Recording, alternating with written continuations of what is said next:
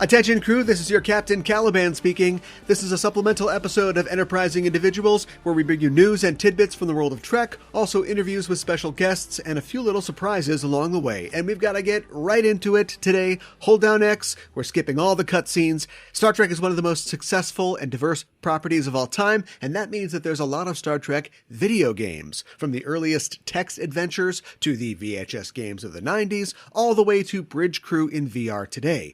But are there any good Star Trek games? Some would say no. I know I've certainly had a hard time finding them, but it really seems like Trek has all the elements that would make a good game, right? So what is the deal? Well, that's the question I put to Mark LaCroix. Mark is the co-host of the Nice Games Club podcast and a game developer, and we talked recently about the history of Star Trek in video games, what's happening in the industry currently, and why it's tough to make a standout game that really captures the feel of Trek. It was a fun discussion, and it generated many links that you may want to follow on the internet for more information, like the Nice Games Club homepage and more of Mark's work, or my own recent experiences with the Voyager game Elite Force, which you can see on YouTube. Please check out the show notes for those links. That's it for me this week. Enjoy my talk with Mark. Press A to violate Prime Directive, and with that, let's get underway. My guest on the show today is Mark LaCroix. Mark is a writer, editor, animator, and game designer whose work extends to short films, music videos, public art, and 3D printed sculpture. He also hosts a podcast about video game design called Nice Games Club, where nice game devs talk gaming and game development. Mark, welcome to the show. Hey, thanks. Yeah, it's great to have you here. I always ask first-time guests to the show how they first discovered Star Trek. How did you become a Star Trek fan? So I'm exactly the right age for the next generation, like exactly the right age. Yeah. But that wasn't my first contact with Star Trek, which I watched the, when TNG started, it was rolled into the syndication package of the original series. Yeah. So if you watched it in 1987, 88, you watched the new episodes mixed in with Kirk and Co. And so I was watching that, strip syndication 5 nights a week on a little black and white TV in the spare bedroom at like 10 at night, way past my bedtime. And so I became a fan of the original series. And I the first Next Generation episode I saw was Conspiracy, with the exploding worms and everything. And I remember as a kid, I was just like, oh, well, I'm never watching that show again. And it's so funny because it only took about 6 months after that before I became a Next Generation super fan. But I have a very distinct memory of my first Next Generation episode being like being so turned off by it.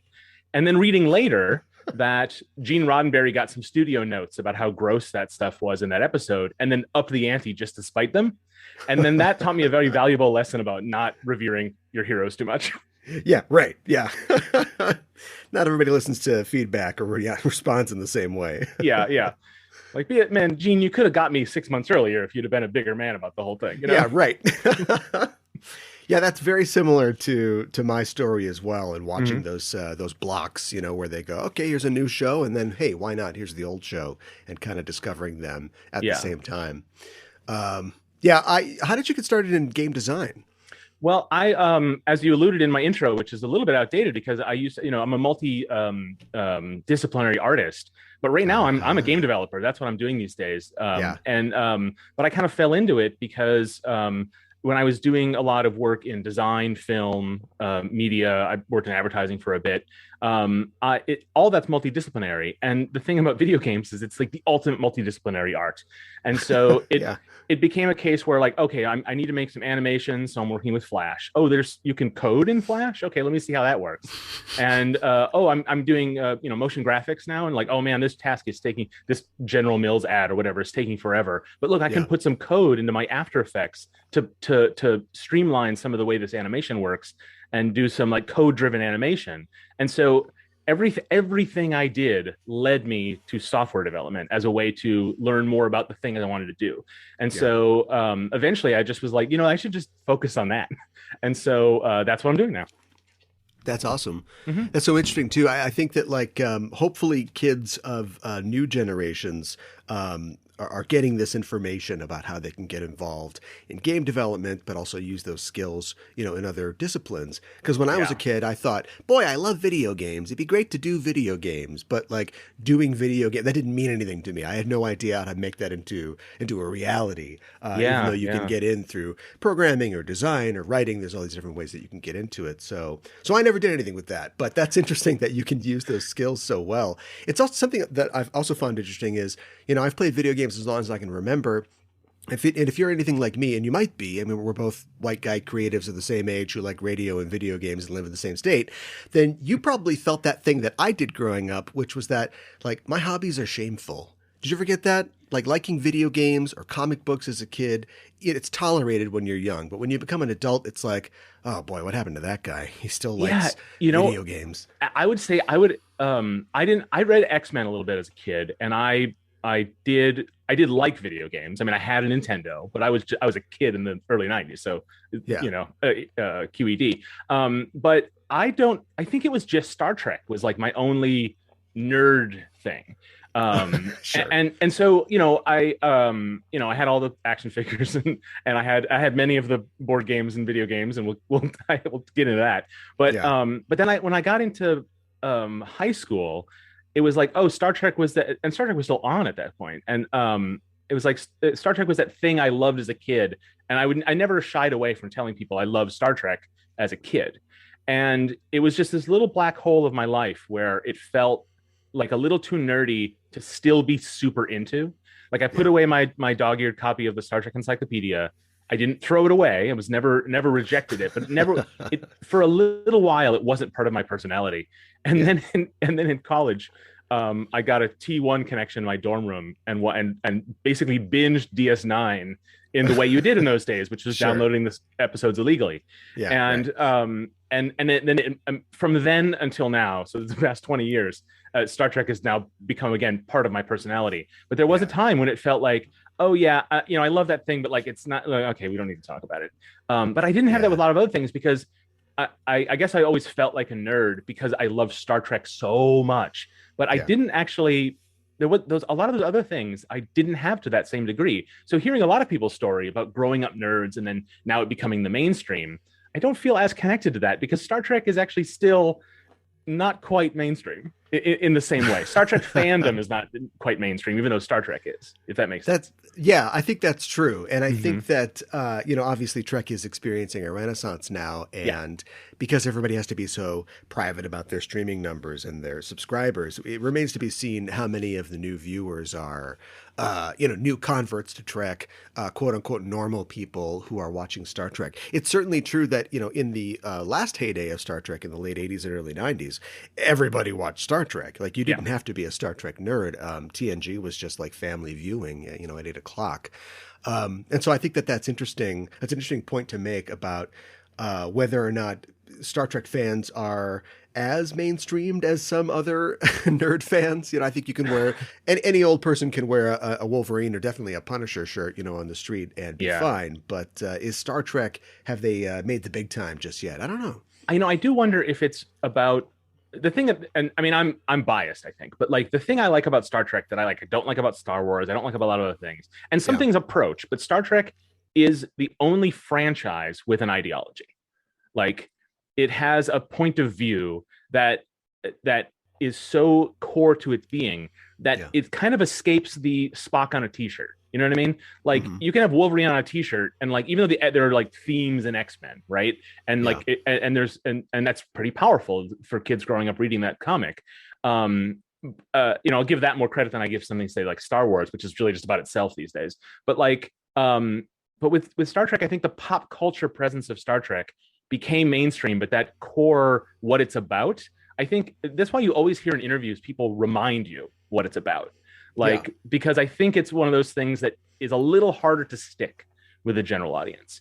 And, there are parts of like the J.J. Abrams movies, the first one, and particularly the third one, that actually do really hold true to that Star Trek message, but that has nothing to do with why those movies were as popular as they were, I think. And so I think that's a little different with Star Trek. So, but it might just be because I'm so in it that when I see people just saying like, oh yeah, transporters and phasers, hoo-ha, I'm like, that's not Star Trek, you know? And it's like maybe just me thinking like, oh, it's not mainstream because people don't quite get it the way that we, you know, lifelong devotees do. That's interesting. Like that comment about, you know, in interviews, it's always going to get brought up that Star Trek is about, you know, acceptance and diversity or whatever. So yeah, maybe Star Trek for some people always represents homework or a sermon of some kind, and maybe that keeps them away. I guess I wouldn't change it, but yeah, I would like to see an article or two about somebody just talking about, you know, maybe the phasers or something, you know, or like or how cool the Cardassians are, or something like that. You know, like I said, I had the dog-eared copy of the first edition of the Star Trek Encyclopedia. I love the trivia, I love the props, I love the world building.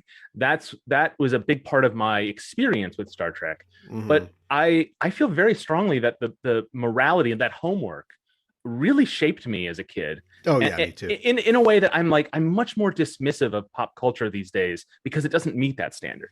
Yeah. And I don't know if that's fair or not, or if it's really just me like expressing my preferences or interests and not something bigger than that. But sometimes it feels bigger than that.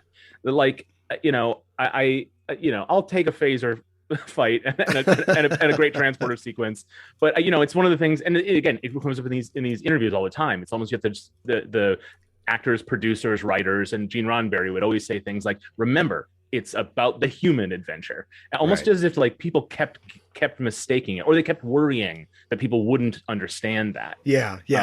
Because they had to put a coat of paint on it, which also isn't fair because that coat of paint is part of what brings out the flavor, right? Or whatever. Those are mixed metaphors, but you get what I mean.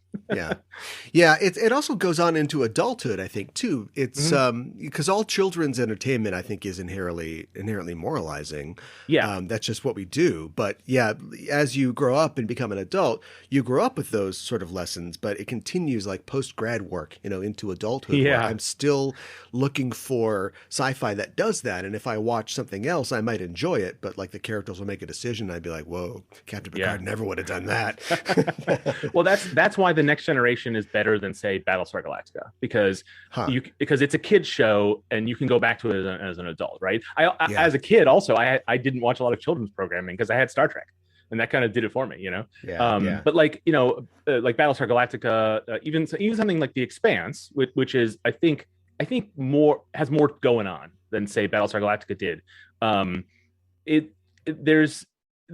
There's something about it being available for a wide audience that you don't have to make your properties so narrow and so focused and so niche. It's kind of weird because it's a little contradictory, right? Like Star Trek is so specific and so nerdy, but it also is for everyone in a way. And that's why like I really, really love that like they're doing Star Trek Prodigy. And I love that Lower Decks is something that, you know, so true to the spirit of Star Trek, but is kind of a little bit more all access in terms of, you know, who's targeted at than, say, Discovery or Picard, which I also like, but, you know, have problems with. But, you know, at my age, I'm like, any Star Trek. I'll take any Star Trek. You know what I mean? It doesn't even have to be good. I'll just, more Star Trek is good because it all has that core in it. And so I'm, you know, I think that there's about like what is worth making these days. Like when the 2009 movie came out, I'm like, this isn't exactly the best version of Star Trek, but it's Star Trek and it's got a little bit in there. So like, my standards ultimately are very low when it comes to Star Trek, even though there are a lot of Star Trek episodes that I really hate because they don't meet the standards of Star Trek. You know, it's a sci-fi franchise with high standards itself, but your standards for it are low, and that's a-okay. It's all nuanced and complicated and contradictory, and that's what comes from it being part of your personality. I wonder if all Star Wars fans like love Star Wars for the same reasons, but all Star Trek fans love Star Trek for a different reason. I do wonder about that because Star Wars has a different relationship between its like prime canon and its extended canon. Like even now when there are multiple television shows for Star Wars, like I think their audience is probably a little more diverse in terms of its interest and what brings it to it than it say used to be. But I think but Star Trek is so big and for so much for everyone, and has so many different avenues and flavors and stuff that I think that is, and that's another thing that's great about Star Trek. As long as we're just talking about what's great about Star Trek, is that like something can hook you, but then there's other stuff in there to keep you, you know, in a way that I think Star Wars kind of, it surfaces a lot of its big themes and big, you know, stuff on top, and it kind of takes some digging, I think, to get to anything else. Yeah, I think that the one of the challenges for Star Trek going forward into the 21st century is letting its fans, giving its fans different aspects of it to enjoy. Like if the core of Star Trek, whether it's cartoon aliens or if it's people on a space station or on a spaceship, it's always that same idea of a utopian future that we have to maintain and examine and that sort of thing. And whereas Star Wars is like, no, we can have cartoon stormtroopers, or we can have a series of short films that are like based on anime. Like we can deliver you all these different sort of views and looks at it. If Star Trek, the more it expands and the more that it creates new entries into its franchise, if it can kind of find newer, fresher aspects, I think that would be, if it can diversify what it's delivering, I think that's probably the best way to go forward. Because Star Trek has mostly just been Star Trek for 50 years. Like it's just, a bunch of people somewhere confronted with something that is a metaphor for something, and then they have to figure out what to do with it. Yeah, yeah. And it's that contradiction again. It's like there's so much going on in Star Trek, but it is so single-minded. It drills down to that core ideology in a way that like other franchises can be the lens by which you could tell any story. I think there are certain Star Trek episodes where like you hear like a sexist joke or something, kind of like a sitcom-y, a sexist joke of its era. And it weirdly doesn't reflect on Star Trek. It basically, you kind of just say like, oh, that's bad Star Trek. Right. That's not like, that's true. It's not Star Trek is that. It's a weird hall pass it gets, frankly. It's like, because Star Trek is always trying, and and it evolves in a way that nothing else does. Like if some franchise makes a mistake, they have to retcon it into making sense.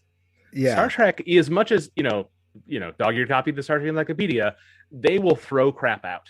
And I kind of like that they are able to just, like you were never going to hear where no man has gone before any longer. It's where no one. And it's like that change was made in 87, and it felt a little bit of its time in terms of the kind of like what progress meant was that sort of superficialness. But like we've seen prequels since, and like I think maybe they did it on Enterprise, but like we just decided that we're done with that phrase, even though it was so core to what Star Trek was. Even if we go back to those eras, it's where no one has gone before now. And I think that's a key example of like what Star Trek cares about in a way that like other franchises, they can't get a foothold because there's nothing at the center of it as much, right? Not to, I'm obviously praising Star Trek. I don't mean to denigrate everything else, but they just, nothing else has it, Yeah. I love that idea that Star Trek just gets away with it when like, oh no, it's Rick Berman's fault, or there's just always some reason why somebody fell short of the Star Trek ideal. It's never that like, oh, maybe the Star Trek ideal wasn't completely developed as we think of it. Yeah, and it's sad in a way that you get to sort of like, it doesn't reflect as badly on the franchise that maybe it should, but it also means that there's no one hanging on to it. We can just move past anything it did wrong and just. We don't need to carry it with us to the next thing. We don't need to roll it in. We don't need to make references to those things just to make sure that the canon is consistent. As much as we are the original nitpickers, like I think we're most free to get rid of it, to just ignore the stuff that we don't like, There's a fascinating parallel there too with what the people on Star Trek are trying to achieve. I didn't know we were going to dive this far into what Star Trek is all about. Well, you don't know me very well, but this is the most my conversations go. But like the idea of the Federation and the very fallible beings who have organized and made it, and I'm sure we don't always see it on screen, but in their own personal lives and in their dealings probably fall short. But they have this ideal of the Federation that they want to be. Provide equality and egalitarianism, to everybody in the universe, regardless of how they look or what they do or what they think or believe. And I'm sure personally they fall short of that, but they're always thinking about that ideal. And I think that Trek in our world represents that as well. When you get a sexist thing in TOS, you think, well, that's just a certain writer, or it was just a certain time, but we still have this ideal of what Trek is. And every show and every new entry takes that, that template and goes, how close do we fit to that template? We need to fit within that template. Yeah. And it lets us hate an episode of Star Trek and not hate Star Trek. Yes. The season 4 episode of Enterprise Bound, which is maybe the worst thing committed to film. I still like Star Trek. Like it didn't cause any damage. You know what I mean? Sure. Yeah. Right. In terms of my love for what Star Trek is. Now, if most of Star Trek becomes that over time, if Star Trek, if it gives in to bad impulses, or just every episode is garbage going forward, I will maybe stop watching it, but I'll never stop loving Star Trek because of that. What's at that core? You know? Yeah. It's got its own mission statement built in. Yeah. So like nerds being sidelined is a thing of the past, or is becoming a thing of the past, I think. And comic books and nerd stuff have moved into the mainstream, and especially video games, which are now $1 billion industry. I think domestically video games made $37 billion last year, which is more than movies, even without COVID as a factor. And I guess when I was growing up, I never thought that I would see the day that like video games outstrip movies in terms of their earning potential. But that's kind of the world that we're living in now. Yeah, and actually, it happened quite a while ago, in a sense. Like, I've been making video games I'm late as a game developer.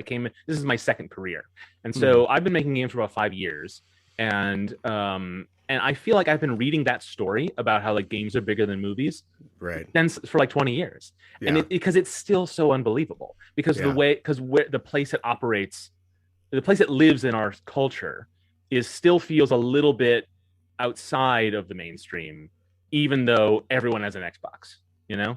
It is, and I don't know. Part of it's like, oh, let's get over it already. But I'm like, I don't know. I think in 20 more years, we're still going to be surprised by that, because of just how different the games really are in terms of how you experience them. They're a much more personal medium, so you can talk with your friends about them or whatever. But like, it's just less. They're harder to talk about in terms of like the sort of word of mouth, and they're harder to make sort of like cultural references reaching a mainstream audience. Video game memes get shared within the fans of that game. Games take 40 hours to play, so you don't play as many of them as you watch movies in a year. And so like even though it represents a huge part of our culture, it's not quite the same as movies. And I think we will continually be surprised by that, even when it dwarfs it by 100-fold, you know? Yeah, that's interesting. I was just thinking two things. One, I don't know what percentage of that number is mobile gaming, or even like cell phone gaming, something that a person would do but not consider themselves. They'll play Candy Crush all day long and not think of themselves as a gamer. And also the idea that, sure, there are trends that come and go in films, but ultimately you're still going to sit down and watch a movie for 2 hours, whether it's a Western or a romance or a comedy, and eat popcorn. Whereas in a video game space, you could be sitting down and just playing Resident Evil for a couple hours, or you could be putting on a VR rig and knocking over potted plants in your living room, or, you could be playing World of Warcraft for 18 hours straight. Like, the way that everybody interfaces with the medium of entertainment is completely different than something like movies. Yeah, it comes in there's more dimensions to it for sure. And I think what genre is in a video game is very different than what it is in other medias, because games have that extra dimension of like, oh, this is a Western, but it's a shooter.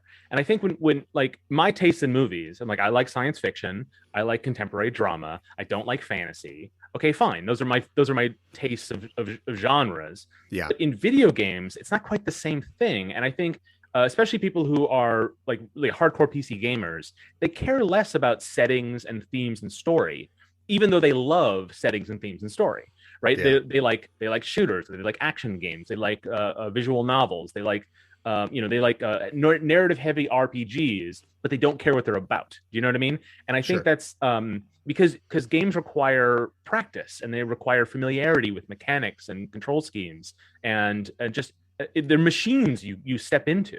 And so it's harder to say like, oh, I love science fiction, so I'm going to try this game in a game genre I've never heard of on a machine I've never played.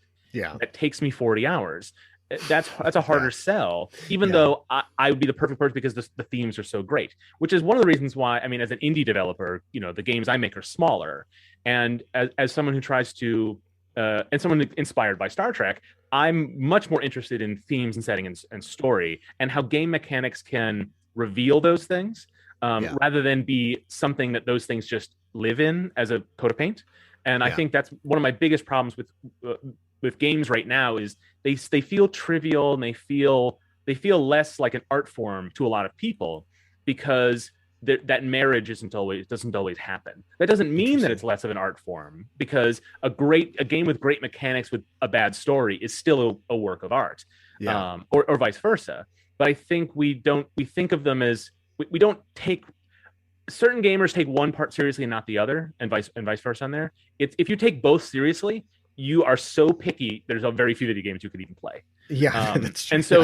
and so it's hard. It's hard to be into video games and actually be able to express your own tastes the way it is for other mediums. And so I think that's part of why we don't think of it in the same way. That's interesting. Well, going off of that logic, do you have a favorite genre of video game that you like to play? Oh, I don't know. I love Mario. Like, it's hard to. It's such a cliche answer, but like I like games where you play a controller like an instrument. You know, where there's like 3 buttons, but it's complicated. I don't like games where there are 50 different inventory slots. I don't like MMOs. I don't like fighting games where like the systems are so complicated. I much prefer elegant systems with like mechanical depth, if that makes sense. And Mario games are very simple, but they actually do have quite a lot of depth in terms of how you experience them. And so that and they're bereft of story. Like there's so little going on there, that those you sort of get into the groove of a Mario game, and then there's a few of them that will sort of drip you a little bit of theme, but it's so subtle, and I think that's great. I think there's multiple approaches. So like the games I want to make, I want to just drown in story and theme and concept. I want people to walk away with ideas, but I still love Mario games, right? Like there's space for both. Yeah. I think that like fans of video games would know that for a long time, the forward progression of video games, or at least the way in which video games were charted or measured, was by the technical specifications. Mm-hmm. More powerful processors, better graphics, more content, seemingly leading up to an experience like perhaps VR, where the game is something approaching akin to reality. But in recent years, retro gaming, that is games that take their design from earlier generations, have become very popular, as well as like retro and lo-fi aesthetic. What's behind that trend, in your opinion? Have we given up on games being super realistic? I think, well, there's 2 parts to it. One is that tools are more democratized, right? I mean, like currently, I have a license with Nintendo. I can publish games on Xbox. Like I have a lot of access these days. But I wouldn't have been able to get any of that if I didn't have those free tools and free access and open marketplaces that democratized game development. I think it's I mean, getting a PS2 dev kit in the early 2000s. I mean, that was not something an indie could do. No. And so, but now it's, if you have an idea and you have a little bit of, I mean, I brought a lot of the skills from my first career into my second, so I feel like I had a little bit of a head start, even though I started late. Anyone can make a Switch game. Like, I love that. I love that so much. Like now that I have a little bit of access and feel a little bit more part of this industry, I'm still so strongly in favor of opening those doors and lowering those walls so that more people can get in, even though that means competition for me. And so the trend of like retro style gaming is that games can be smaller because it's easier to start making them, and there's no need for every game to be big. And so one of the benefits of improved graphical fidelity, faster processors, all that technical stuff that we consider, like, how much grimmer and darker and deeper and more shiny is the next Doom going to be, is what we thought in the early 2000s. That's what we thought we were headed towards. All that means is you have all this overhead to play with, which means indie developers don't have to be great programmers. I like to think of myself as fairly competent, but like I don't have to be. Like, and that's what's great about this medium, is that because it is so multidisciplinary, which is so core to the way I feel as an artist, is like the interrelation of different concepts. And what that means is you actually can't spend 20 years being devoted yourself to expertise in any one of them. You got to learn them all, and you got to do them now. And so what that means is that means smaller games with, using all the advanced tools to sort of get some minimal viable on some of those aspects, so that you can focus on what the game you're working on is important, which is whether that's the story, whether that's like the art. You can have lovely, gorgeous art and very simple mechanics, and that's a great game. Yeah. You can focus on what's important to you, and that, let a thousand flowers bloom, right? It's IDIC, right? It's just all sorts of games, and that's what's great about that bar being lifted, is that you can make more graphically high end games, but also you can make anything else more than you could in the old days. Well, Star Trek has a long and very interesting history of video games. Everybody's personal mileage always varies, but I think it's held generally that Star Trek games are often not all that great. There have been some good ones, some successes in the early generations of gaming, especially on PC, but I think it's fair to say that there are no truly great modern Trek games, and certainly no like AAA Trek titles. Well, I mean, I was going to say correct, because Star Trek has a history of making kind of garbage games. There are a couple notable examples of good ones over time, but I would say there are, I've prepared a list that I'm not sure how much we're going to get into, but there are a couple that are out now that I would say rank amongst properly good games and properly good Star Trek as well. But you're not wrong. Star Trek has a well-deserved reputation for licensed works that don't quite understand what makes video games interesting. Either they try to be too Star Trek-y, or just completely fall down on that because they're not good games, and so they can't deliver a good Star Trek. Or they try to be too video gamey, and then what's the point? They just become middling versions of more popular stuff you can just get elsewhere. That is a well-deserved reputation. But I think there's a couple that are around now that I think are pretty good. Well, we'll get into the history of Trek games and some examples in a minute, but I think there's a lot of elements in Trek that fit very naturally into video games. Strong protagonists and weird aliens and cool space tech. You've got the convention of phaser combat and starship combat. But why do you think, in your opinion, it might be difficult to get a Star Trek game right? I think it's the same thing we were talking about at the top of the show, which is that like Star Trek has this core ideology, and like it's a licensed property, right? So when just the way this works, like logistically, is that I'm Paramount, I own Star Trek, I'm gonna let a video game company make a Star Trek game. Suddenly it's this outside creative team who maybe don't understand Star Trek very well. Maybe they think they understand it just fine, and maybe they do understand it okay, but they have no experience producing it. And so I think it's hard to get that core, what Star Trek is, into video games. So there's like the example I'm thinking of is Elite Force, which was a first-person shooter set in you're a member of a Voyager security team, and it's just Quake 3 but Voyager. And it has actually some interesting components to it, which is that you can your character, you can pick the gender of your character, which in the 90s pretty rare. And so for that reason alone, that's kind of a Star Trek-y thing, right? For that era, where, Star Trek games after that weren't as good on that score, but the game itself, there's very little to it.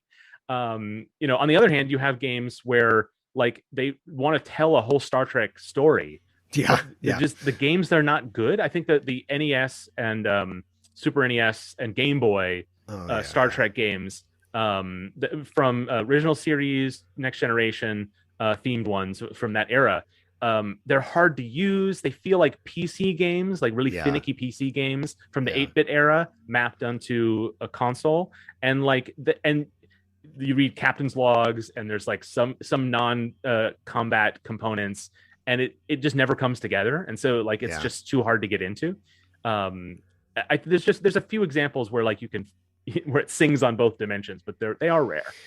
There's a concept in game design called the gameplay loop, which is essentially what you're asking the player to do in the game. And often the success of the game hinges on how satisfying you can make that loop and how well you can kind of conceal from the player that they're doing it over and over again. And I'm wondering if there is a ideal gameplay loop or series of loops for a Star Trek game. Well, I think a good example of this is the Star Trek Bridge Crew, which is a virtual reality game that came out just a few years ago, and became very popular because it's a properly good game. And in the game, you put on a headset, and it's a multiplayer game. You can play it by yourself; it's not as fun. You play with people online, or if you're lucky enough to have multiple headsets or have friends with headsets, you can all get in a living room and shout out. I've done that. It's hilarious. But basically, everyone has their own station, and you participate in a battle. It's a very kind of an arcade kind of game. So you think, well, that's not very Star Trek. It's mostly ship battles, mostly routing energy, which is a Star Trek thing, but doesn't really fit the core of Star Trek. The thing about Star Trek Bridge Crew, it's all about communication and cooperation, and that's what makes it work. And I think that loop is basically, okay, problem happens, engineer needs to reroute some energy so that the engines can move fast, but you have the captain who's directing people and putting up markers on the map, and it's just that sort of like everybody working together kind of feel, even though the tasks are very simple. Certainly it's kind of escape room like, in a sense, that sort of everyone has their part, and you have to make sure that everyone knows what's going on. And a lot rides on the captain's ability to explain what's happening, and a lot rides on people's ability to just take an action when they feel that they have the most information to act, but also to let other people tell them what to do, which is that's a life skill, and it's a very those loops are over and over and over in that game, like bank left, charge the phasers, half impulse.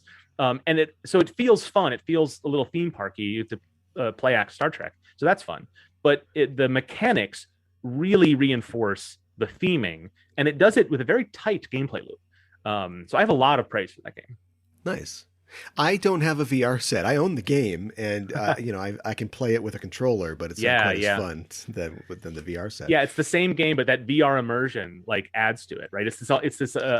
Obviously there's more going on. It's why it's more exciting. It's in VR, but you are literally doing the same things, and yet it feels 100 times more real. Yeah. I'm glad they added the ability to play in non-VR, because it opens it up to more people, especially in multiplayer environments. Yeah. But you've really got to play that in VR. Well, as we get into talking about Star Trek video games, we should probably mention literal video games, and that's the Star Trek VHS game that came out in the 90s. Star Trek The Next Generation Klingon Challenge, the VCR board game. Kids today will never know about VHS board games, and that's probably okay. Yeah, I think we're better off. I think we've passed through that rocky era better. We've learned our lesson, basically. Yeah, I have 2 copies of that game. My wife had one, and I had one, and we both saved it, because it had a big sticker with a collector's number on it, which was that is what Paramount did with all their licensed properties, is like they put a sticker on it and put a number. Doesn't mean anything, and the number will go to infinity, but like it's a collectible. Give it some value. And so we in our living room and our bookshelf, we just have 2 copies of it, because we can't bear to get rid of one of them. Yeah, that's I used to have I never had that one. I had the Clue game. And it became such a problem or such a hassle to just, like, my sister and I never agreed on anything, so we could barely ever sit down to play it. But so I ended up just like watching all the scenes all the way through. And, I gained a new appreciation for what was clearly a bunch of, community theater level actors, being asked to play out all these scenarios in this different Clue game. Well, in the Star Trek one, you get Robert O'Reilly not playing Gowron, but he plays another Klingon. And what's hilarious is they give him a different Klingon forehead piece, because that's how much the Star Trek production cares. Yes. Right. They that mold that we've already got. Yeah. Yeah. They're like, oh, we have all this stuff for you. We can just no. This is a different character. Now, Robert O'Reilly did not play it very differently. He did the Gowron eyes and everything. But it's just him on the sets, with no other characters. It was shot very economically, probably on a weekend, during the 5th season or whatever. You can watch it all on YouTube, by the way. If you a Klingon Challenge, you can look it up, and it's the only way you can play the game now, really. But for people who don't know, VCR board games are, you start the tape, and it's just a looping background, nothing's going on, and you play this board game, and occasionally a scene will pop up that tells you to do something, and the game plays differently every time, just by the fact that you are at a different stage of gameplay when those scenes pop up, even though of course they pop up at the same time every time. Now, that illusion only lasts so long. You can play it 3 or 4 times before you start to like, okay, I get it now. I can see past the smoke and mirrors. But it was kind of clever. I give him some credit. Yeah, it's it was a new technology, and people were trying to think of like ways to integrate. I don't know if there was ever were there DVD board games? Yes, yeah. I think that era. I'm trying to think, because VCR board games, early mid 90s, novelties. Then there was a couple of a couple of bigger ones, like horror themed games, like sort of party game style ones that were a little more popular. And then yeah, they went into the DVD era, and then I think probably died out pretty soon. 2002, 2003, I think was when they stopped being something that would be more of a sure bet. The novelty wore off, I think. Yeah. There was there were games. There's a game called Scene It, like the movie Scene. Yeah, where it's Trivial Pursuit, but you watch DVD clips, kind of like Jeopardy style, where they show you a video clue. And that was sort of interesting. I mean, I don't know why people haven't revised that in like the Chromecast era, where you can cast media. I think that would be a good. Maybe I should get on that. I think there's an app. Isn't there's like a Scene It sort of app-based type game? There must be. Yeah, I guess I don't know how popular that is, but it could be $1 billion industry. Like there's so many facets to video games. There's just a lot that any one of us doesn't know about. Well, the earliest Trek video games were entirely text-based, like Zork, and kids today will never know Zork, yada, yada, yada. Games like Star Trek, Super Star Trek was another one. Throughout the 70s and 80s, there was a whole slew of probably unlicensed Trek games, speaking of indie developers. And they were written in BASIC or on DOS that featured text adventures and ASCII graphics. Yeah, I think there's a famous one for Apple II. And I'm trying, or maybe the Apple One even, and I'm like, was that licensed? Like, how could that be licensed? Yeah. Like, who made that phone call? Like, back in those early 8-bit computer days, like, I don't know. But I guess maybe someone just made that phone call. I don't know. It's possible. Or it's possible they just went for it and didn't bother. Yeah. Right. Market small enough. Who cares? Right. Yeah. Those days are gone. Yeah. Well, yeah, those days are definitely gone. And these are like really nerdy games for Trek nerds. Like, they're not really reaching the mainstream, but the kind of person who would, have 4 or 5 floppies to install this sort of thing are the people who are looking for these kind of games too. Yeah. The that era of computer games is so interesting because it was really PC based, right? Like consoles. There were the Atari consoles that industry crashed in the early 80s. And but what kept going was PC games, and Nintendo brought it back. It's a very small period of time, but like it allowed a lot more like creativity because like there was arcade games that was for action games, but PCs were not powerful enough to do action games. So designers had to design games that would work on these machines, and that meant slower paced, more strategic, more text, which meant more story. And so those kind of limitations, I was talking earlier about like how many of those limitations have been lifted, but they still guide us in terms of the things we can make. And, as an artist, I was like, making something in a box, is much more fulfilling than making something, without any limitations at all. And so it's interesting, like that era produced a lot of really interesting experiments that influenced games as through that era, even though you wouldn't recognize them necessarily as such. Yeah, there's an interesting line of spin-off games from those early Star Trek games called the Starfleet universe by Trevor Sorensen. Yes, that's the Starfleet battles. Is that what you're talking about? Yeah. That is such a great story. It's like they licensed Star Trek as of 1979. So I think it might have included the first movie, but maybe not. And I guess there was a video game version, but like it was a tabletop tactical like wargaming kind of thing. Yeah. Not like D&D, but more like Warhammer. And then I guess they had no idea that there would be more Star Trek, right? Like maybe they'd make a movie or two, but in that era they're like, we know what Star Trek is. Yeah. But the license didn't include any new work. So as Star Trek diverged and made new movies and TV shows, this thing developed its own fiction that spun off. And so it's just called the Starfleet universe. It's so bizarre to me. It's fascinating, though. There's a whole Wikipedia article about it. And I think there's still, until fairly recently, they're still sort of developing and making new entries into it as far as and it has its own history and its own it has its own fans of its own unique lore that built on Star Trek. And when I was looking into this a while back for an episode we did of Nice Games Club, which is where a lot of my notes come from. I didn't generate these new. When I was looking into this, the thing that fascinated me most was looking into reading a lot of the lore and how very focused on military strategic territory control. It felt very World War II in a way, very History Channel in a sense that a lot of the story was geared towards the type of gameplay that this universe was part of. And it really made me, I mean, one, I find that much inferior to the lore for proper Star Trek, naturally, but it is interesting on how like form follows function in a way.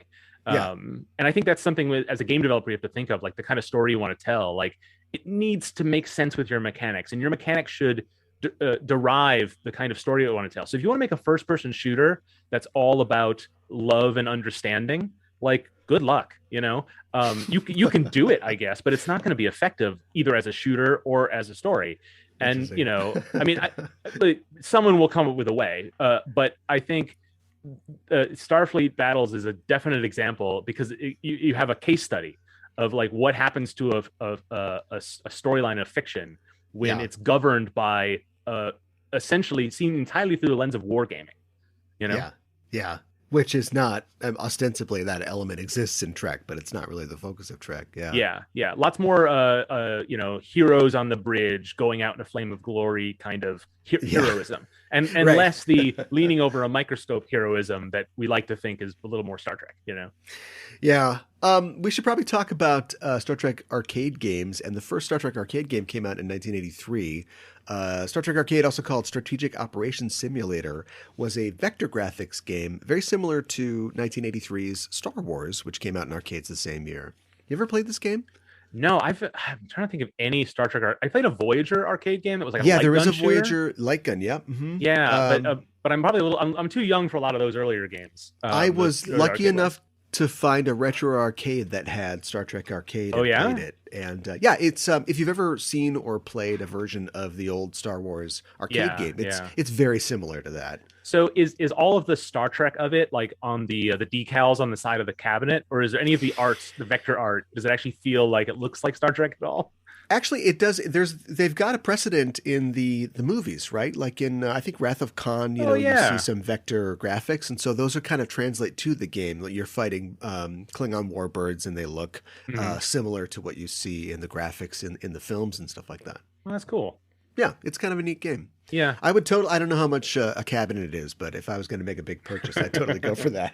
Yeah, but like you mentioned, there was a Borg arcade game. There was a Voyager a light gun arcade game, and recently we were talking about VR before. Recently, there's been a couple Star Trek VR games that have come out in limited release. There was a Star Trek Discovery Away Mission VR experience, and that's one of those ones where you have it's not going to be in an arcade. You have to go to like a VR experience company. Oh, that's so interesting. So with a dedicated room. Literally the most recent example, or the most recent episode of Nice Games Club was with a designer, Dana Ware. She worked at The Void, which was one of those companies that made these things. And we talked to her about designing for those kinds of experiences. I don't know. They did a Star Wars one, I know. I don't think they did that Discovery one. But yeah, that's been on my mind recently. Those kinds of like more location-based kind of VR experiences. What's different about than from when you're like you touch a prop in your living room that's virtual and you fall over because you think it's not there. Right. In these places, they build plywood boxes for you to actually lean against for a virtual thing. I've seen a video, and it is an escape room type situation. Yeah.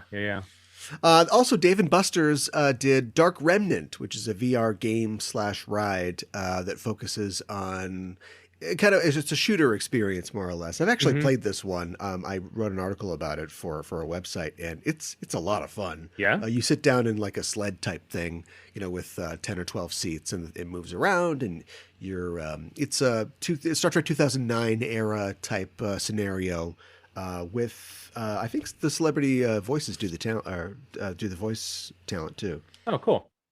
Yeah, it's interesting how some of these like are like promotional. Right. They're very tied to there's a couple of those in the 90s that were tied to the launch of I think the DS9 Genesis game was launched like to help promote DS9 in 93. But a couple of these, they feel a little bit more event style or pop-up, right? They're like you said, limited release, because they're meant to just be part of a marketing budget, perhaps. Yeah, right. Less meant to sit on a shelf forever, Yeah, and with the closure of a lot of arcades in 2020, I have no idea if that still exists. Yeah, I mean the Void shut down over the pandemic. Oh It's yeah, been it's sure. been really rough. Like I've been man, there's gaming conventions that I'm not going to, that I'm Yeah, just reading a lot about how like people are trying to find ways to like make VR demoable again. And yeah, I mean, not to get too much into pandemic talk, but like surface transmission is different from what we thought it was a year ago. But all of our thinking about wiping everything down urgently is still there. But of course, that was a good idea to begin with. So like, it's you know, yeah, VR was never a good thing to do at a convention, but it yeah, was kind of worth it, in a lot of ways. yeah, But maybe now we'll give up on that, which is a little sad. Um, yeah, it is yeah, interesting that I mean, arcades have been dying for decades in a sense, but like they've been reinvented and rethought, and yeah. there's been yeah, and like video game installations are so fascinating to take, console style experiences and then adding, real world location based stuff either as temporary as a permanent sort of thing. And Yeah. yeah, the future of that, I don't know. Publisher Simon & Schuster got in on the text adventure trend with a series of games in the late 80s, like the Kobayashi Alternative and the Promethean Prophecy. So the text games are still happening at that point. In the 90s, with the debut of Star Trek The Next Generation and the Trek boom of the 90s, a lot of video games followed suit. 1992 saw the release of Star Trek 25th Anniversary, with a sequel called Judgment Rights that came out the next year. And they were both developed by Interplay, which old video game heads will recognize that developer. And they were Yeah. point and click style adventure games. Yeah, those are when I was mentioning earlier, like the ones that feel a little bit clunky, a little bit obtuse. This is those categories a little bit. Yeah. Judgment Rights, I think, came off a little better than some of these other ones. It's also the last appearance of the entire original crew on a single project. Yeah. Because it came out after Generations, which didn't have the whole crew, but that was after Star Trek 6. And so that has an interesting place in Star Trek history. It's the last time the whole crew was together. Yeah. And as far as the design of it goes, we talked about like what makes a Star Trek game. I do think that the episodic design and nature of the game really helps that. It's divided in, they don't really call them levels, but I guess it's kind of like levels where there's like 7 or 8 scenarios and each one of them has a title, like a Star Trek episode. Yes. And each Yeah. one features the Enterprise going to a specific planet and dealing with something and needing to find clues to solve, whatever the problem is. Yeah, I just think that they're... That is a great model for a Star Trek game, and Yeah. I'm actually kind of surprised. Well, there was a sequel planned that didn't get released, right? Secret of Vulcan Fury, that used Yeah. a similar model. It was written by Yeah. Dorothy Fontana, Yeah. and sort of tragically unfinished. But I think maybe that's the reason why that model, that sort of episodic mission model for a Star Trek game, didn't really resurface, is to my memory anyway. But it's such a great idea, because you can do that kind of thing where you can tell a bunch of different tales. You could build up to a larger theme. I think Judgment Rights had a kind of like a finale in a sense as well, right? There's one from that era that I think Simon and Schuster, maybe it wasn't, Spectrum Holobyte made The Next Generation of Final Unity, which was basically just a Star Trek episode that was kind of a point and click. That's a game I played. I had the strategy guide for that one. I loved that, and I think that was made after TNG went off the air. But it just felt like a season 4, season 5 episode. It was really cool. Yeah, that was... I never got to play that one. I did play Star Trek Echoes from the Past for the Sega Genesis. I think there was an NES version called Futures Past, and that was like the dark side of what we're talking about. Like I felt, I never got through the game, and I don't remember if there was an instruction manual or not, but all the idea was to give you the feeling that you were the commander of the Enterprise D, and you could, go into the data bank, and it had all these like things that would have been really interesting in a well-developed, like modern game, like a database, the ability to fly to, one of 1,000 planets. But the NES or the SNES control interface was just so leaden, and trying to get to where you're going, and they say, go to this planet. And if you go to beta 5 instead of beta 6, then you're just, there's nothing there. And it was just not very rewarding. Yeah, it's so interesting. You really want, as a game designer, you want to have you want it to feel real, which means it has to have more places to go than places you need to go. Sure. It needs to have systems that are more complicated than what you need the task to complete right now to feel real. Like there's a bigger world, to imply a bigger world. But at the same time, that's going to make it tedious and boring. That's a fine line to walk. There's lots of tricks you have to do to sort of make that feel intuitive, to give the player the impression that they're a real Starfleet officer who knows how to use this equipment, and not someone fumbling around on their Super Nintendo controller trying to remember which button does what, you know? Yeah. And these are all games that feature, you're on the ship and you fly somewhere and then you usually beam down. In 1993 or 94, we got Star Trek Deep Space Nine Crossroads of Time, which was a side scroller for the Genesis and the NES.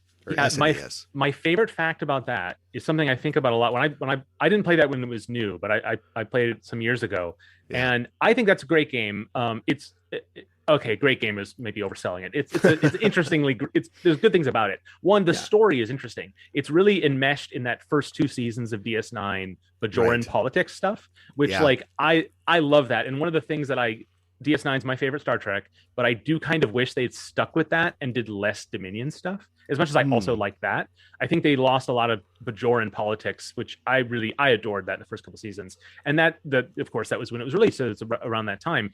The thing that's so interesting to me is that you play as Cisco running around the station, defusing bombs and knocking people out in the side scroll. It's just the game is way too hard. But Cisco's not wearing a comm badge, and the reason is because you need to be able to flip that sprite to reverse it so he's going left or right, and there's not enough system memory. So they decided, rather than have half the time, because it's very much a backtracking kind of game, so you do move left as often as you move right, and so they decided that it was just not worth it to put the comm badge on. So low resolution enough, you could just kind of imagine it's there. And the thing about that was so interesting to me as a game designer, thinking about like holistic design, like making sure all the pieces come together, is okay, it's 1993, it's the Sega Genesis, we can't have 2 whole sets of player sprites. I get it, but maybe we should, like, maybe we can have 1 fewer enemy, which is going to make the game not as fun, or maybe we'll have 1 fewer level, which will make the game shorter and not as good perhaps. But I think that's worth it in this case, right? Because to make that flip sprite for the Cisco character, because that emblem is so important and it feels so trivial. Like because this is a licensed game, I'm sure someone made that choice of saying like, listen, this is a good solution, we'll just drop that off and you'll just kind of pretend it's there, and then we won't have that weird backwardsness. But I feel that in this particular example, they missed out on what's important about the sort of iconography of Star Trek. And it just interesting. I don't know, that I'm really hung up on that, about like how nobody thought that had any value, when I would say that has. In other games, I totally agree. Like, if you have a character with an asymmetrical outfit and you flip the sprite and it looks backwards, that's kind of fine. Like, you can get away with that just without making a separate set of sprites. Yeah. But I think in this case, I think that it definitely feels like a lesson to me about like what's important when you make games, and it is going to it depends on all that context, Yeah. 94 was a big year for Trek games. We also got Star Trek Starfleet Academy Starship Bridge Simulator, for the SNES and Sega 32X, which was similar to the TOS Interplay games, just a sort of upgraded graphical interface. And 1996 is where things sort of start to break off. 1996 brought us Star Trek Klingon and Star Trek Borg from Simon & Schuster. And these are both like, take the board game out of the VHS game. They feature interactive movies, choose your own adventure style games. It's definitely better than the VHS board game. Star Trek Klingon was directed by Jonathan Frakes, which is very cool. And it featured a lot of the background actors who played Klingons in other episodes. They got to have speaking roles, and it was a little bit, and I think Gowron does make an appearance in that one as well. It's a pretty simple choose your own adventure game. So it's more depth in the VCR game, but not by much. But the best thing about that game is it had a third disc, which was the Klingon language lab, which was a interactive Klingon dictionary that it came from the published Klingon dictionary, but it was actually a little. It was like Duolingo for Klingon. 25 years before Duolingo. And that's one I definitely had. In its era, and I remember playing through that. And that's from a whole range of Simon & Schuster games that were kind of edutainment, kind of like there was the Star Trek interactive technical manual, which you could walk around the Enterprise with these. It's actually the best representation of the Enterprise sets, because there's lots of, they did this QuickTime VR, which is the silly name, but it's the name for the 360 video from the mid 90s, and you could walk around low resolution, but still the best views of certain sets of the Next Generation. And Simon and Schuster, like their video games for Star Trek, the whole time they had the license, always had a little bit of a serious bent to them. And as a kid who didn't love other children's programming and was like, I was kind of born age 30, like those were the games for me. I love the Simon and Schuster stuff. Which is sort of why, maybe it's partly why when I thought something like Voyager Elite Force, I'm a little bit more dismissive of that, because I'm like, where's the extra disc where I get to read the codex about all the Delta Quadrant species? Right.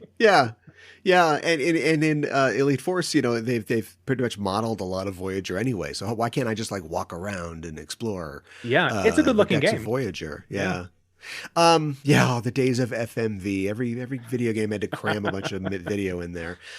Star Trek Deep Space Nine Harbinger came out in 1996, and in that game, the player takes control of a new character, Envoy Bannock, and interacts with the crew of the station in a puzzle type adventure, similar to games like The 11th Hour. So in this case, it's all voiced by the actors from the show, but you are just playing, new guy who gets to interact with them instead of you being Cisco. That's one I wish I had played. I haven't played that one yet. There's another DS9 game that's similar called The Fallen. Which is also Avery Brooks didn't appear in that one. I think it had a sound alike, but everybody else showed up. That one is interesting because compare that to Elite Force, where they're both shooters, but The Fallen is a little more RPG-ish, a little more story going on.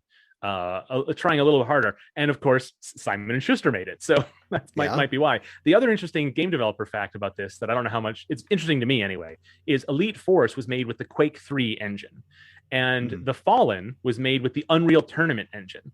And and those two engines at the time, right now, if you're a game developer, an indie game developer especially, the options there are big engines you can choose from to build your game in are Unity and Unreal. And Unreal has a lineage that goes all the way back to Unreal Tournament, and back then it was competing with the Quake engine. So those Unreal and Quake licensed their engines to different companies to make different games, and they competed. And there was lots of internet arguments over which one was better from gamers who didn't understand the difference. But what I find so fascinating about that, it's a little bit like Voyager and DS9 it's so perfect that Voyager chose one and DS9 chose the other. It just seems so appropriate for like that era of Star Trek, like how different those shows are, but ostensibly to an outsider they're the same. They're both very entertaining games, but that I love that dichotomy. Adventure seems to be the genre that Trek is going to in this period. We get games in 97 like Star Trek Starfleet Academy, which is a simulation game. We also get 1997 Star Trek Generations, which was a first-person shooter from Microprose that was based on the theatrical film. I never played that one. Of course, I think the premiere. I haven't even heard of that one. The premier Trek FPS, would be Elite Force, obviously. But I wasn't unfamiliar with that. And then, of course, 1998 gives us Star Trek Pinball. And we haven't even touched on pinball yet. Of course, Trek has had machines since 1979 when the first Bally machine came out for Star Trek Pinball. Other than those detours into different genres, adventure seems to be where Trek lands up until the point where it sort of goes off into real-time strategy and a bit of simulation. In 1998, Star Trek Starship Creator came out. I don't know if you're familiar with Starship Creator, but I'm familiar with Starship Creator. Okay, all right. It's for people who don't know. It's a weird little title that I think was kind of critically panned, but I know that I enjoyed. You get to basically like build your own starships, and then you get to like send them off and like do little things. It's sort of like like an early idle game, kind of, where your ship just goes off on its own. Man, if everyone, it's Kit Bash the video game, and as fans, you saw all the models that were made from other parts in the backgrounds of Next Generation episodes. And what's great is that it developed a little in-universe lore about that's how starships are built. They have a hull, they have nacelles, they have the saucer, and and they are interchangeable to a degree. And there's like a mystery, how does that work in the engineering labs, like at space dock? How do they make those decisions? Are these refits and Starship Creator just got to let you play with that, which was so cool. Another one from my friends at Simon and Schuster. Starfleet Command came out in 1999. It's a real-time space battle game with no story mode. It's just sort of versus. And I remember many frustrating nights of LAN parties trying to get this to work for 6 players. Yeah. Huh. I don't know. I've never heard of that one. Yeah, it's this simulation battle type thing. You get to be the Romulans or the Federation and pit their ships against each other. Star Trek Hidden Evil was in 1999, and that's a third-person action game based on the events of Star Trek Insurrection. And I don't remember this one at all, but I think it's significant as it's one of, if not the first of the Trek third-person action games. Another one is, of course, what we mentioned before, DS9's The Fallen. I remember playing The Fallen. I loved The Fallen, and I wish that it would end up on Good Old Games, or something like that, because it's almost impossible to make work, on a modern machine. Right. DS9 has had an interesting revival in the past 5 or 6 years. Yeah, like Star Trek fans are like, oh, it's the middle child or whatever. But I think it as Star Trek went to Netflix, I think it's found a whole new audience. I think that game, particularly because it's one of the better examples, it really should be revived as you described. That would be good. I think so. Yeah. In 2000 we get Star Trek Armada, which is one of the first RTS games for Trek, which is a genre I think Trek is probably well suited for. Yeah, they did. There ended up being a couple of those, and some of that rolled into the way Star Trek Online works, and there's a little bit of the sort of fantasy of just piloting a ship is pretty cool. A couple of console games that use that as well. Yeah, gathering resources, getting dilithium crystals and things like that. 2000 and 2001 were big years for Trek video games. We got Star Trek Klingon Academy, Star Trek New Worlds, Starfleet Command 2, and Starship Creator 2, and Star Trek Invasion, which every time I go to a con, I always check all the merch tables. I'm always looking for a copy of Star Trek Invasion because I've never played it, but it's by the same team who developed Colony Wars, which is one of my favorite space shooter sims on early PlayStation. Want to get my hands on that real bad. And then, of course, in 2000, we get Elite Force, which features the entire cast of Voyager doing the voices. I just posted the final chapter in my Let's Play series of Elite Force on YouTube, and you can find that on the Just Enough Trip YouTube channel. That game got a sequel in 2003. Also in 2001, we got Star Trek Away Team, which was a real-time tactics game in the style of your Syndicates or your Desperados, which seems like it could be a good fit. It seems like at this point, after we've gone through all these genres, the strategy is just to throw Trek into every genre possible and see what works. Yeah, that's the thing about Star Trek games is, one, kind of was saying at the top, like it really reflects how incompatible Star Trek is to like the motivations that govern game players.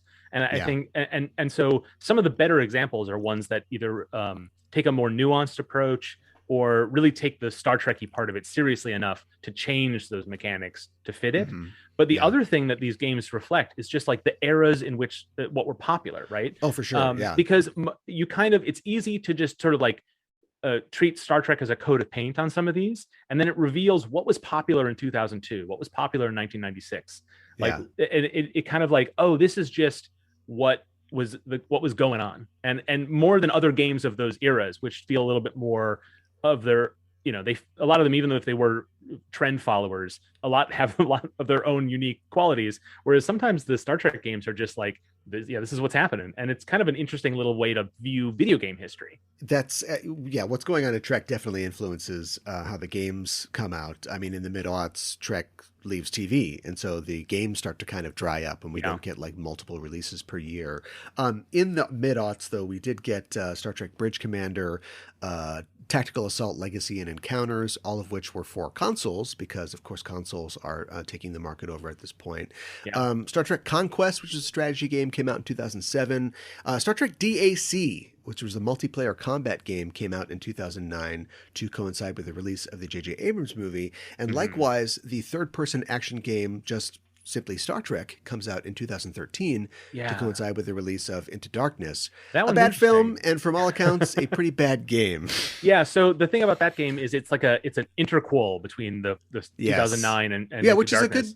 It's probably a good thing to do. It's a good instinct. Yeah, it has its own unique story. It involves the Gorn, which is kind of fun. It had a really cool ad campaign where William Shatner was in it, and the guy in the original Gorn costume. was playing with him in a living room. So very Yeah. cute, very Shatner.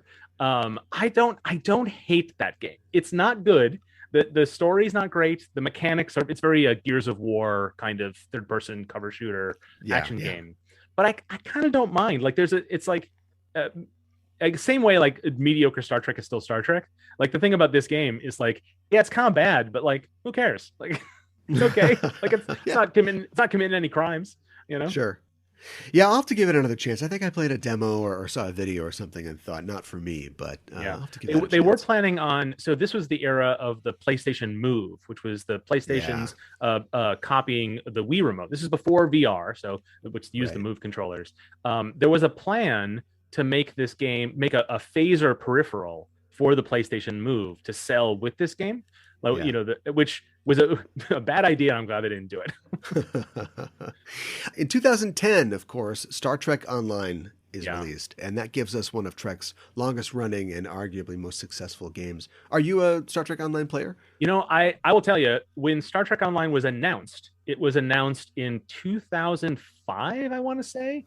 Wow. And 2004. It was in 2004. I was in college at the time, and I was reintroducing myself to Star Trek, right? And so and getting obsessed with it again. And so I was on the message boards for Perpetual Entertainment, which was the company that announced Star Trek Online. And I didn't play World of Warcraft. I didn't really know how MMOs were supposed to work. And so I was just on the forum with these other Star Trek fans. Some of them were game players, some of them weren't. And we just talked about what it was going to be like to live on a starship. The plan originally was that you would be an ensign on a starship. You'd be assigned tasks. You would be the eventual game that was released was a lot more practical and realistic, where you get your own ship right away. Even if you're an ensign, you're still captain of that ship. Like a lot more. But man, it originally had these big ideas. There was a ton of discussion on those message boards about credits and in-game money. And like, you know, like, are you going to start at the academy? Are you going to play 20 hours at the academy before you get to, you know, assigned to an Excelsior class in the lower decks of the Excelsior or whatever? God, that's so and just all this, we really wanted to do this like role playing, and it just how naive we all were when the game finally came out. And it's actually quite loving in its appreciation of Star Trek. But at the same time, that game has 7 types of currency. It commits all the sins of MMOs. And as a game developer, part of it offends me a little bit that like they took this property and just glommed on all the MMO mechanics. And so if you play World of Warcraft, if you play Final Fantasy 14, you can play Star Trek. And if you like Star Trek, it's a great experience. But if you just like Star Trek, and even if you do like Star Trek and video games, it's a little hard to digest.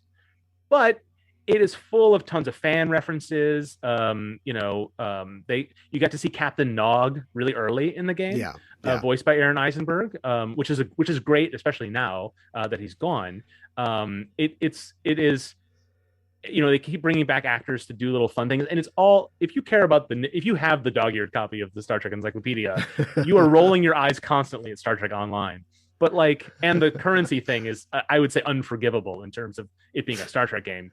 But it's a lot of fun. It really does love Star Trek in a way that, like, it does feel like Star Trek theme park, you know? It's so interesting that you and your friends were all thinking in terms of like simulation, right? Or or role play. Like this is what we want. Like we all want to be in Star Trek. So obviously this game is going to like let us live this life of Star Trek. We're all going to go and have poker nights. Like it was just, we were so naive. We really thought that's what it was going to be like. And here I am in like 2021, and my Romulan Republic officer is being asked by L'Rell to help the Klingons with their thing. And I'm like, why do I have to do that? Yeah, exactly. Yeah. Video games are just that now. Like all the Star Trek mobile games mix up all the IP of it. Every Marvel game that is not story based is just trading cards, basically, where you have everything from everything, and it's playing with a bucket of toys. And I think that's okay. Like it's not my speed, but I think that's a perfectly fine way to approach an IP. But it is weird, like for Star Trek in particular, because of how because we are the original nitpickers, to just throw all that out and say like, put on a purple uniform, it's fine. Like it's like okay, like I guess purple's fun. Like how do you, like, it's so, I mean, I never want to tell anyone to not have fun, but part of me is like, Sure. maybe we shouldn't have Latinum in this game. Like, like we shouldn't use Latinum to buy a warp nacelle upgrade. Like that feels wrong. Like, Yeah. I don't know. I feel like a humbug about it sometimes. Well, we all have our opinions. We didn't talk much about mobile games, but yeah, you're right. Games like Timelines or Trexels or even Fleet Command, which is still going strong. All just, it's Khan, versus alternate universe, somebody or other. Yeah, they just combine all the elements together. Star Trek's obviously, a successful franchise with a fan base that likes video games, but there doesn't seem to be much going on. I mean, there's nothing major in development right now, as far as I can tell. Star Trek Adversaries was a virtual CC game that was shut down because we don't know why, but it's just not going anymore. And there's nothing really on the horizon. Like, why do you think there's so little movement currently on bringing Trek games to consumers? I think so. Bridge Crew came out a couple years ago, and Star Trek Ascendancy, which is $100 board game, which you're going to have to give me a minute to get into that because I love that game. Okay. And then Star Trek Adventures, which is a role-playing game, pen and paper, roll your die role-playing game. That is going pretty strong right now, but it came out a while ago. They're doing updates and expansions and stuff. But I think you are right. There isn't like a big... Bridge Crew was really the last big one, right? The big mainstream. Ubisoft made it and put a lot of support into it because it was very popular. And Star Trek Online, I guess, has never been more popular. But like those are all going concerns, right? There isn't anything. I mean, maybe there's something planned, but I think part of it is, as a licensed property, there needs to be some kind of hook to bring a general audience. Like, oh yeah, I saw that Star Trek movie. I'll play that Star Trek game.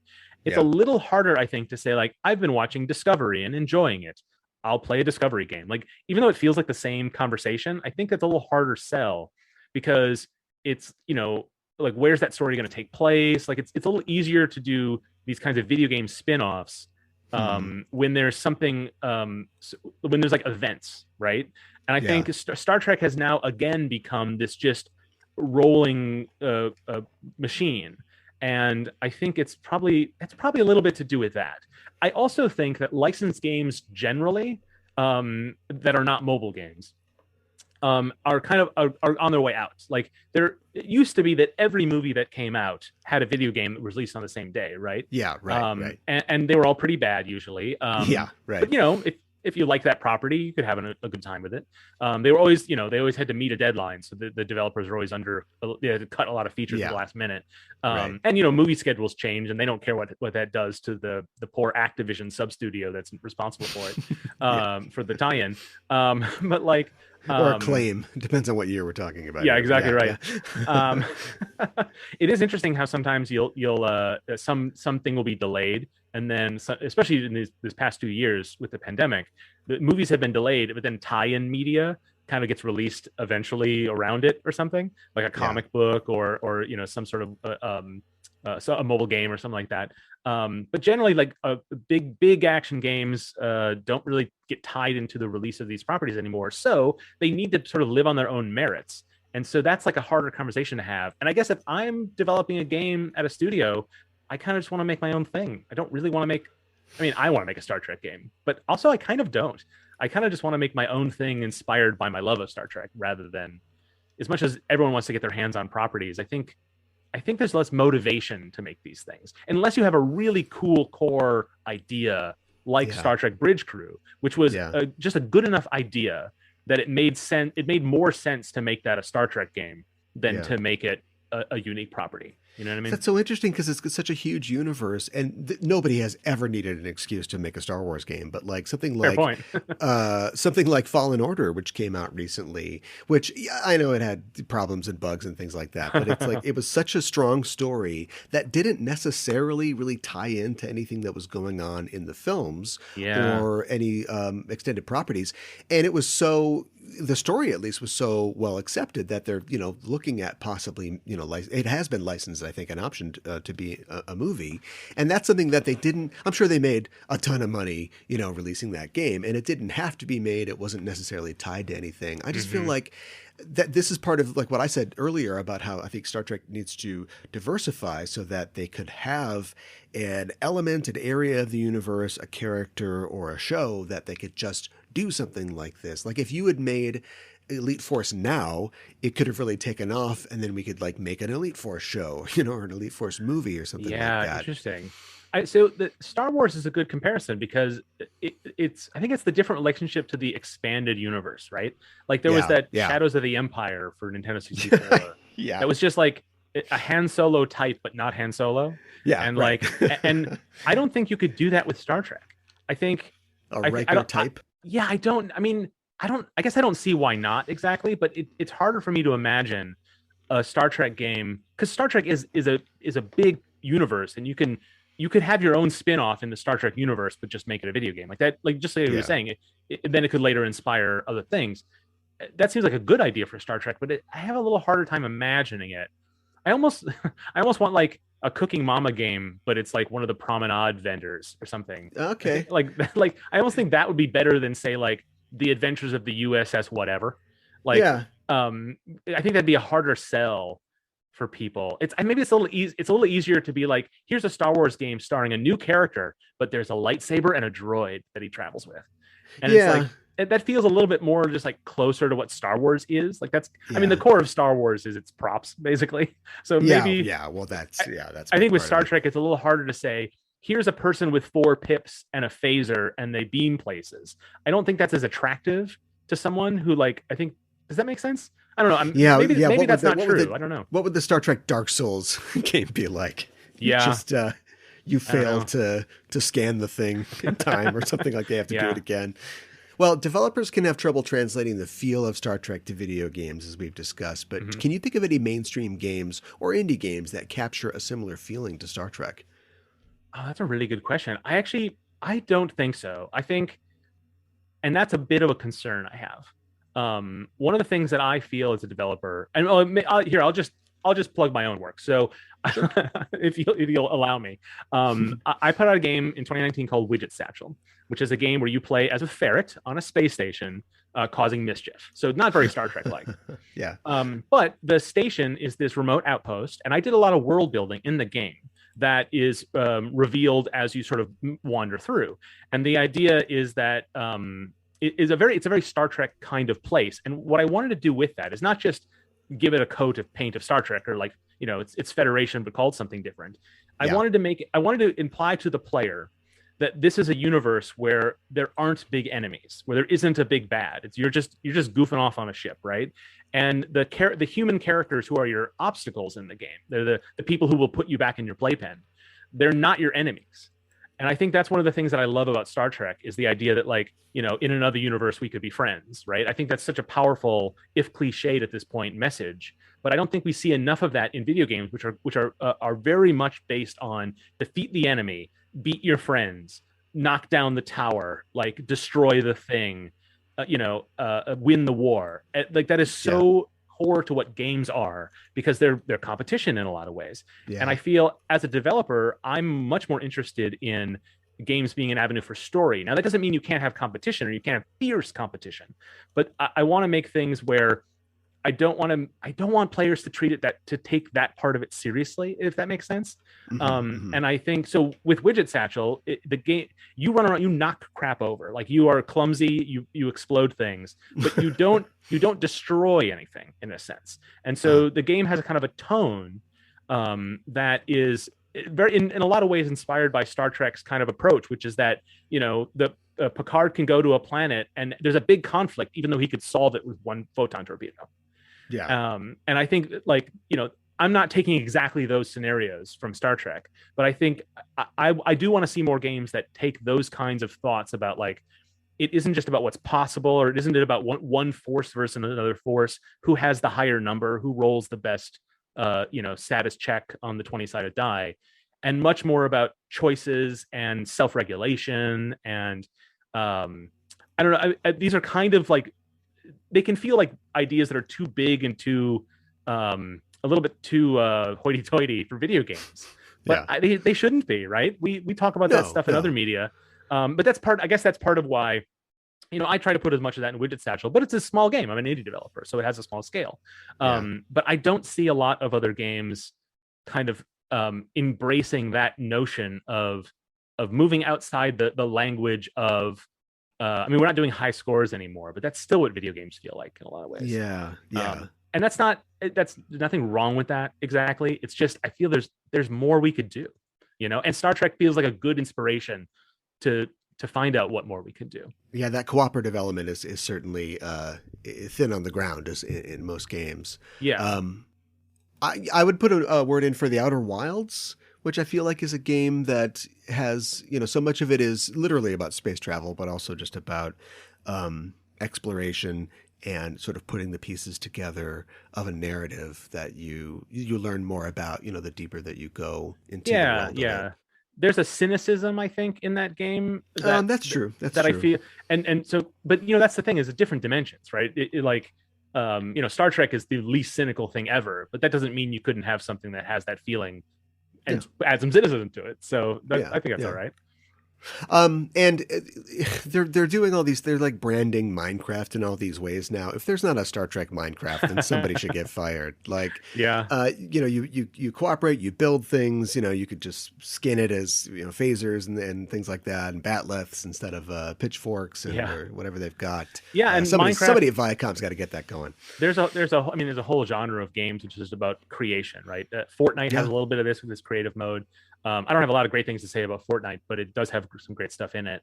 Minecraft Dreams is a great PS4 game that just lets you make anything you want. And that kind of spirit of creation. And Star Trek is not really about about that exactly. But I think you could find something in that type of Minecraft does feel like a good licensed opportunity because you slap the Star Trek coat of paint on it and be done. But also Minecraft is about exploration and creation and in a lot of ways cooperation and PvE kind of, and so it does seem like an appropriate fit compared to other types of slap a skin on it kind of games that you could use the Star Trek license for. Yeah, I think so. I'd love to run into a Horda in the caves instead of a creeper. Yeah, and of course maybe you kill one, but then you learn that that it can help you. It carves out no exactly kill right. eye in blocks. Exactly right. Well, Mark, it's been great talking with you. I love video games. I love Star Trek. I'm hoping that the current TV renaissance of Trek can lead to a similar resurgence of some good Star Trek video games. Where can people find you and Nice Games Club online? Well, you can listen to Nice Games Club, nicegames.club, or anywhere you get your podcasts. We do roundtables, we do interviews, we do game jams. And I do talk about Star Trek quite a bit on that show. So you should, my co-host Ellen is also a big fan. And our other co-host Steven, he's learning the ways. So you can follow his journey at nicegames.club. And you can find the work I do as a game developer, noblerobot.com. Noblerobot.com. All right. Well, thanks again for talking with me. Yeah, thanks for having me. This was a lot of fun.